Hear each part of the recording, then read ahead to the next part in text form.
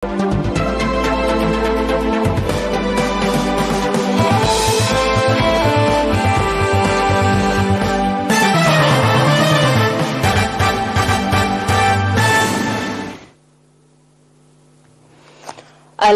تماما بتوقيت العاصمة أسمر. إلى حضراتكم نشرة الأخبار لهذا المساء مستهلة إياها بالعناوين.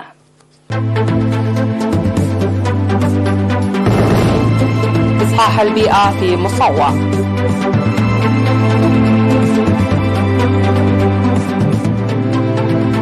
الإريتريون في هامبورغ الألمانية يتداولون حول الشؤون الوطنية.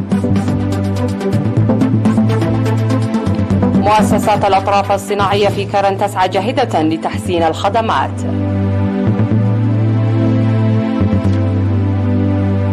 ألمانيا توافق على إرسال دبابات لكييف والجيش الأوكراني قرب خسارة بلد استراتيجية. عقوبات إيرانية جديدة على الاتحاد الأوروبي وبريطانيا.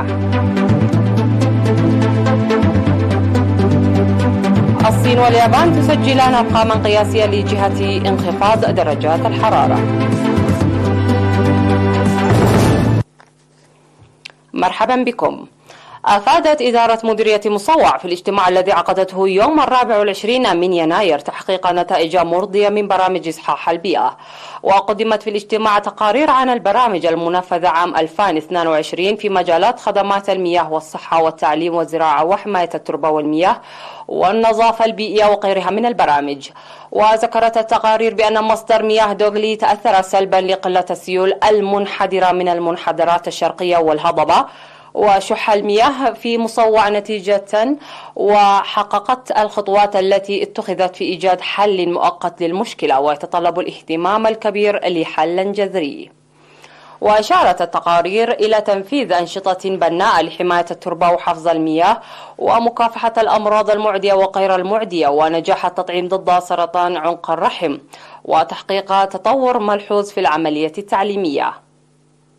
ودعا الاجتماع لإيجاد حل دائم لمشكلة المياه وإصلاح إنارات الشوارع وتحصيل مدفوعات الكهرباء والمياه في أوانها. وقال مدير مديرية مصوع السيد هايلة أسفها في ختام الاجتماع إن برامج عام 2022 نفذت بصورة جيدة لتضافر جهود الشعب والجهات الحكومية والجبهة، موضحا الدفع ببرامج التشجير وحماية التربة والمياه والنظافة هذه السنة.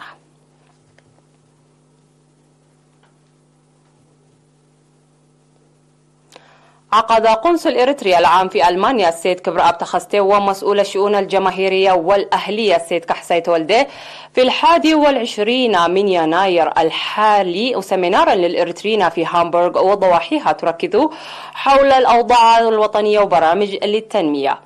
وقدم السيد كبراب في السمينار توضيحا مفصلا حول أوضاع البلاد والأقاليم وكذلك المرحلة التي وصلنا إليها وما تحمله من مسؤولية للمواطنين. وقال السيد كبراب فيما يخص الشباب والفرص والتحديات إن الشباب هم عماد الوطن، ولذا عليهم الوفاء لإنجاح البرامج الوطنية معززين وعيهم مناشدين إياهم لتحويل التحديات إلى فرص ليكونوا نموذجيين في المجالات التي ينتمون إليها. وذكر السيد كحساي أن الشباب المتسلح بالقيم الوطنية السمحة والوعي السياسي العالي يقود الشعب الإريتري إلى آفاق أرحب متتبعا طريق أجداده الأبطال وبتحديه وبنضاله، وبما أن التنظيم درع واقع عليهم تقوية تنظيمهم جيدا. كما قدم توضيح حول أهداف وبرامج الجبهة الشعبية للديمقراطية والعدالة والميثاق الوطني.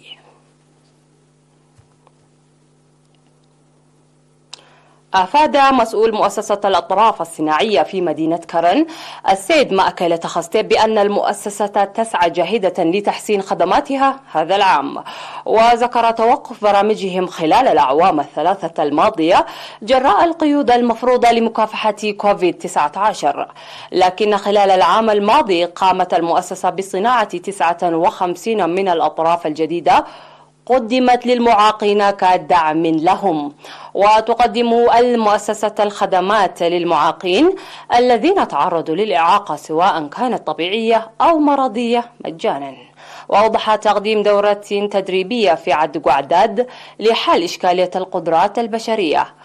وعبر المهني الذي عمل في المؤسسة حوالي 30 عاما السيد عمر محمد سعيد أن ارتياحه لحل مؤسستهم مشاكل المعاقين.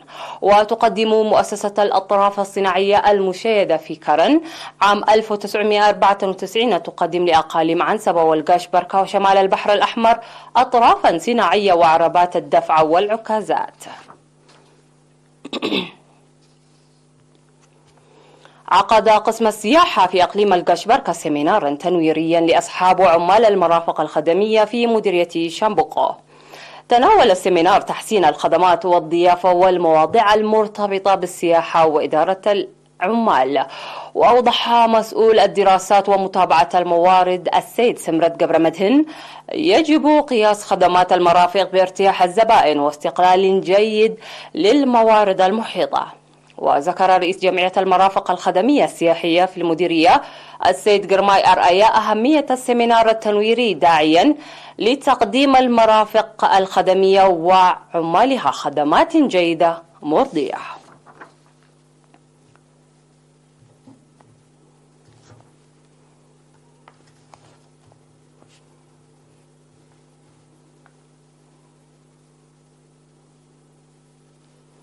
فاصل ونعود مع الأنباء العالمية.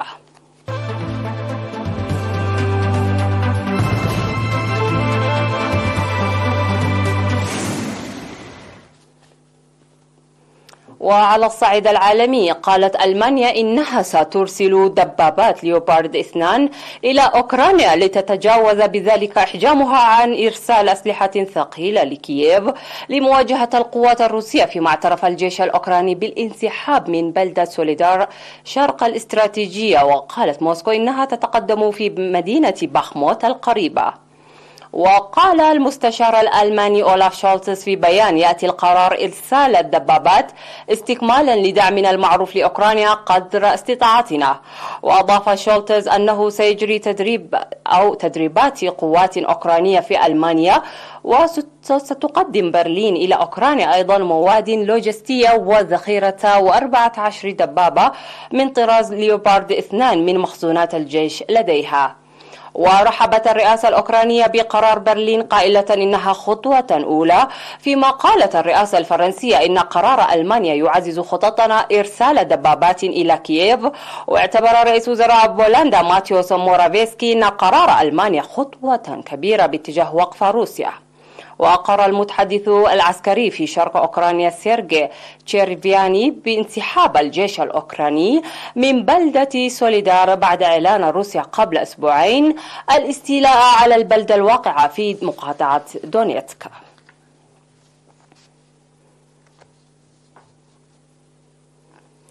صرح المتحدث باسم وزارة الخارجية الإيرانية ناصر كنعاني بأن طهران تعد حزمة عقوبات جديدة ضد الاتحاد الأوروبي وبريطانيا. وأوضح كنعاني أن تصرفات الاتحاد الأوروبي وبريطانيا إشارة على عدم إدراكهما للواقع الإيراني الحديث بشكل صحيح، فضلا عن ارتكابهما من السلطة في طهران. وستعلن إيران قائمة عقوبات جديدة ضد منتهكي حقوق الإنسان ودعاة الإرهاب في الاتحاد الأوروبي وبريطانيا. ويشار إلى أن الاتحاد الأوروبي صادق على حزمة عقوبات جديدة ضد إيران شملت 18 فردا و19 منظمة.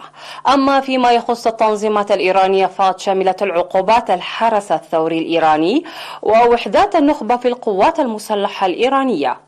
وفي 18 من يناير وافق البرلمان الأوروبي على قرار يدعو قيادة الاتحاد الأوروبي إلى إدراج الحرس الثوري الإيراني في قائمة المنظمات الإرهابية.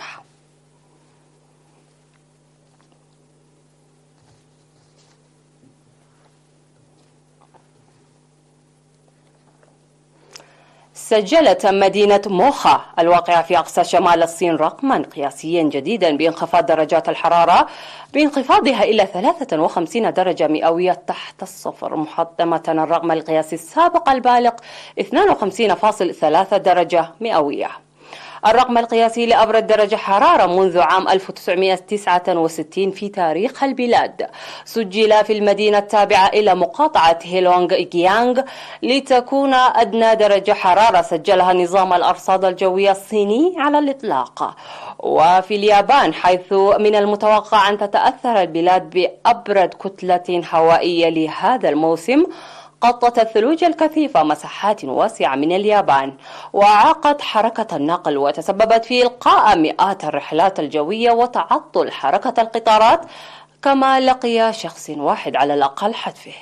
وأفادت وسائل الإعلام بأن شركات طيران محلية ألقت أكثر من 300 رحلة جوية، وجرى تعليق خدمات القطارات السريعة أو تأجيلها في شمال اليابان وفقا لرويترز.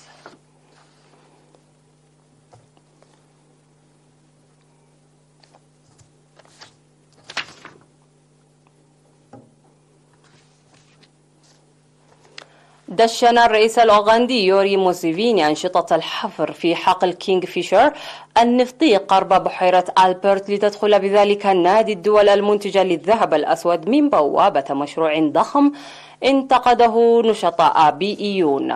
وقالت سلطة النفط في البلاد بأنه تم البدء في حملة الحفر في حقل كينغ فيشر النفطي الذي يفترض أن ينتج 40,000 برميل من النفط يوميا عام 2025. وتتولى تشغيل هذا الحقل النفطي شركة كنوك الصينية، ومن المفترض أن يصل عدد الآبار بهذا الحقل إلى 31 بئرا. وقال المتحدث باسم وزارة الطاقة سولومون مويتا إن المشروع يعتبر خطوة كبيرة لتحقيق إنتاج النفط التجاري، حيث تقدر احتياطات النفط القابل للاستخراج بما لا يقل عن 1.4 مليار برميل، مما سيجعل أوغندا أكبر مصدر للنفط في شرق أفريقيا.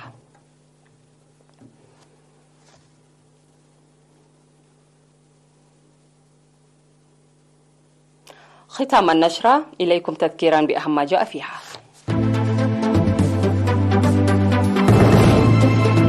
إصحاح البيئة في مصوع.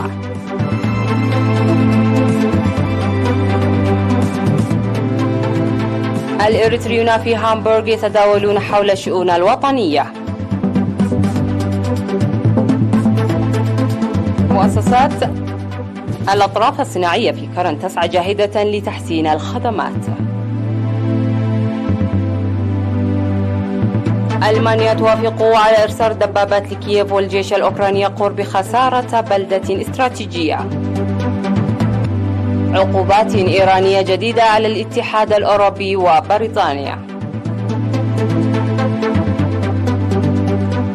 الصين واليابان تسجلان أرقاما قياسية لجهة انخفاض درجات الحرارة.